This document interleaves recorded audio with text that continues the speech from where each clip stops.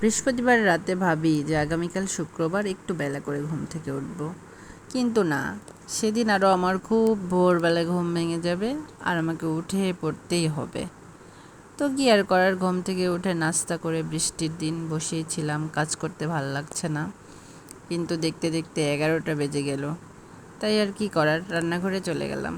Hello everyone, আসসালামু আলাইকুম। কেমন আছেন আপনারা? সবাইকে বৃষ্টি ভেজা দিনের শুভেচ্ছা।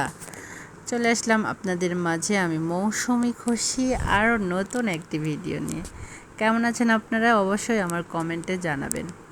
আজকে বাচ্চাদের আবদারে রান্না করলাম। বাচ্চারা কয়েকদিন গরুর গোশ খেয়ে খেয়ে হয়ে গেছে, বলছে আম্মু মুরগি খাবো।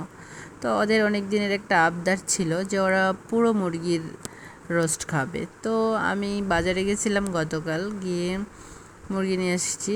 ছোটো সাইজের মুরগিগুলো নিয়েছিলাম যেন পুরোটা আমি না কেটে রান্না করতে পারি। তো ওগুলো বাজার থেকে নিয়ে এসে আমি প্রসেস করে রেখে দিছিলাম একবারে। তাই একটু রান্নাঘরে দেরিতে আসলাম, এজন্য আমার কোনো কাজের এলোমেলো হয়ে যায়নি, টাইমলি রান্না করতে পারছি।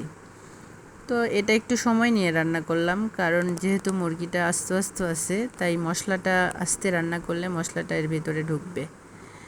এজন্য একটু সময় নিয়ে আমি রান্না করলাম। এই যে আমার রান্নাটা শেষ হয়ে গেল। আর আমার ফলোয়ার্সদের বলতে চাই, আপনাদের অনেক ধন্যবাদ। ইদানিং আপনারা আমার ভিডিওগুলোতে অনেক বেশি রেসপন্স দিচ্ছেন।